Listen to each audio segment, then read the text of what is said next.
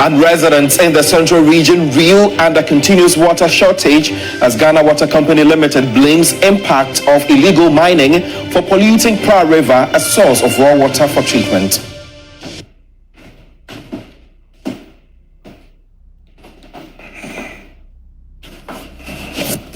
The bulletin begins right here, right now. The Ghana Water Company Limited is attributing water supply challenges in the central region to pollution from illegal mining, commonly known as galamsey. The affected areas include Cape Coast, Elmina, and surrounding communities. According to a statement from the company, the Agyemang water treatment plant is experiencing inadequate raw water supply. Due to this pollution, the Pra River, which provides water to the plant, has been heavily polluted, with around 60% of the catchment capacity silted from illegal mining activities. This pollution has caused a significant increase in water turbidity levels, resulting in the plant producing only about 7,500 cubic meters per day, just a quarter of its full capacity. My colleague Thomas Khan is our regional correspondent. He has more on this. Thomas, how is the water situation in the region? So, the situation has come to residents as a source of serious worry. At the moment, people are really worried about the current situation. And again, mostly, especially those people who are in Cape Coast. If you would remember, this year, Oguaa Fetu already there are plans to make it bigger because of being the 60th anniversary of the Fetu as well as the number of dignitaries who are going to attend the festival. We know that historically, this year's festival is also going to have at times again who is going to attend the festival for the first time. But again, residents are surprised that this thing is happening at this time because of the numbers who will be trooping to Cape Coast. So it has come a worry to the residents because there are going to be a number of people who are going to troop into Cape Coast. And then this is also happening around this time. So the worry is that the Ghana Water or the government should do something about it to ensure that the water crisis is resolved. Thomas, so how are the residents coping? What are they doing? Yes, at the moment, what we have realized is that those places that, few places that they have boreholes, that is where the places that people are not, communities who do not have water are resorting to go and fetch water. And this is a serious worry to many of the residents in Cape Coast. And do we know whether the Ghana Water Company Limited has made provisions to supply water to the residents? Is there an alternative from the company?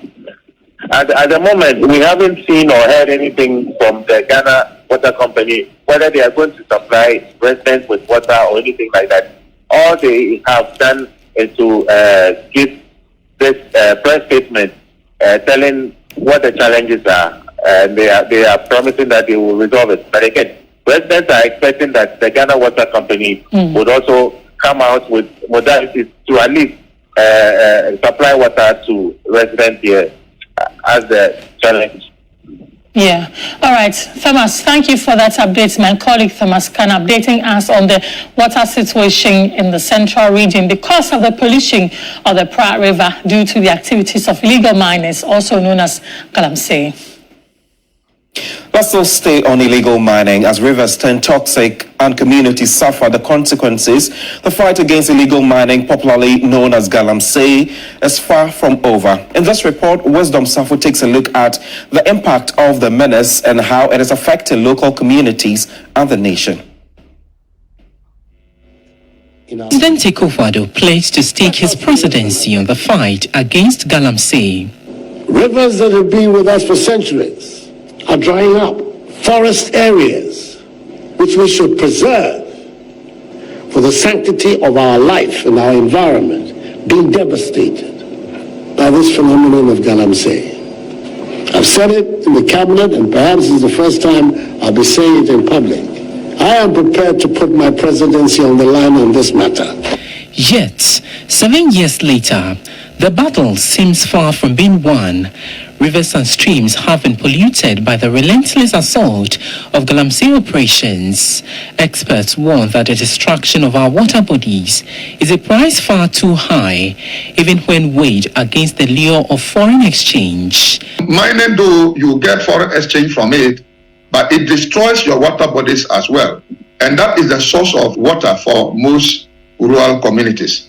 Now, if we destroy our water bodies as a result of illegal mining in exchange for foreign exchange reserves, I think that is not the way to go. Is that you are losing here and gaining here.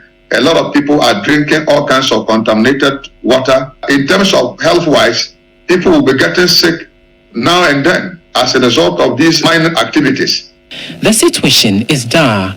Ghana's once vibrant rivers, Tano, Pra, and Cobra, Uti, and Ofin have been heavily polluted with little or no aquatic life in them. The consequences are heartbreaking, with infants being born with deformities linked to the toxic mercury in the water bodies. In a release ahead of the Oguaa festival, the Ghana Water Company delivered a chilling statistic. 60% of the country's water bodies are tainted by galamsey. The implications are staggering. Half of every 100 liters treated by the Ghana Water Company is lost to the grueling process of removing these pollutants. As the clock ticks down to the 2024 elections, the nation watches as the flag bearers of the two major political parties pledge to wage war on this menace. We're going to ban mining in forest reserves. As for that, it's non-negotiable. The law that was amended to let people enter forest reserves to do mining will be re-amended to stop it. Because the figures I'm getting are frightening. And that is why the climate change is real, because our dry seasons are getting harsher. Set it up through the Geological Survey Department to which we are We will resource the Geological Service to identify vantage points for mining. This will reduce the destruction of our lands and water bodies. But will these promises translate into real action, or will they fade into the echo of political rhetoric? Only time will tell. Only time indeed will tell, but there's a need for us to have a conversation on the back of this, and that's why we are connecting to Awula Serwah, who is the founder and coordinator of Eco-Conscious Citizens, an environmental NGO which has over the years been calling for action to tackle illegal mining activities and also protest for our water bodies to, be sustained and be clear so that we can be using them for menial needs. But you have been fighting this for a very long time, yet nothing to show. Is it that Ghanaians are not angry enough? I keep on saying that the truth is that Ghanaians are not angry enough. When it got to our pensions, we're angry enough. The TUC and organized labor were going to call a general strike, and Snakes did a U-turn. But when it comes to life, because water is life, when it comes to life, we seem to be rather like a statical. The situation in Cape Coast, what do we expect Ghana Water Company to do? They've been warning us for a long time. The writing was on the wall. No steps are being taken. So maybe this is their wake-up call. And I have said we need to be angry enough, but not angry in an irresponsible manner. Not angry to go around burning cars or destroying shops, but angry enough to march to Flagstaff House and say that we are calling a general strike until you stop poisoning Ghanaians. We're not going to sit idly by whilst you poison us, because that's what is happening. And would you know that in 2017, that's when we started, we're shown pictures of the River Pra, which had turned from blue to, this brown color. We sent out a petition. We were then in the UK. We went to the High Commission. We wrote to government, and we got a reply that they were taking the matter seriously. How seriously is it being taken when in 2024, the situation is so dire? And I'm not impressed. The president put his presidency on the line 7 years ago, and what has he done to help the situation? Cabinet has passed EI 144 to declassify parts of Achimota Forest, the lands of Accra. Then Parliament has gone and passed LI 2462, which allows mining in forest reserves, including globally significant biodiversity areas. That is why you have destruction in the Draw River Forest Reserve. That is why Atiwa Forest is under siege. I mean, if we are interested in protecting our water bodies, why would we be passing these perverse laws? I think that we are like ostriches burying our heads in the sand, not comprehending the gravity of the situation. But maybe what is happening now will be a wake-up call for Ghanaians to be angry enough to call a general strike. Will not work until you take decisive steps. You can't tell me that the government cannot send out the resources to ensure that they police the Pra River, they get rid of all the illegal mining, and have the necessary arrest, prosecutions, whatever needs to be done. If the political will is there, it can be done. But I don't think the political will is there. Right. The two leading political parties have their leaders campaigning, speaking about how they will tackle the menace. Should we take them serious looking at what we are seeing now? We know that President Akufo-Addo, some 7 years ago, put his presidency on the line. And at the moment, we still haven't tackled the situation. Do you think we should take them serious? Of course not. We need timelines. The Eco-Conscious Citizens in our manifesto to political parties, we said that give a timeline.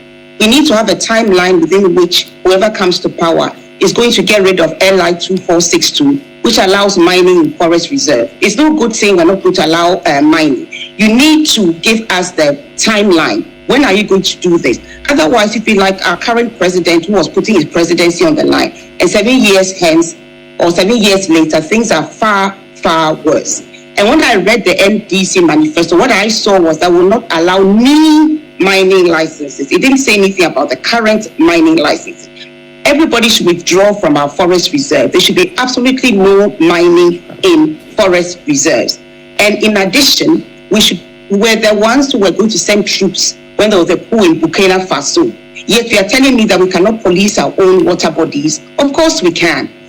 I mean, I can't even find the word. Shame on us. Shame on us. If our forefathers had behaved in such an irresponsible manner, what will we come to meet? They have kept our forests for us. They have kept the waters pure for us, and we have come to just destroy them.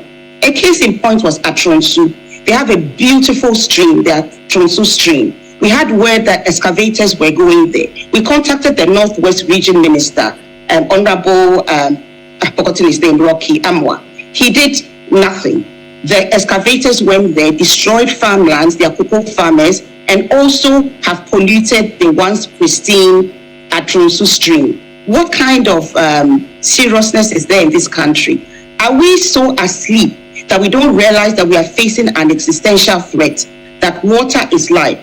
So maybe what is happening in Cape Coast is a wake-up call, and both political parties will realize that time has run out, and they need to stop the rhetoric, be serious, and give us timelines when they are going to do what they are going to do. We have said pause community mining. You cannot even monitor the big companies we have, right. The big mining companies.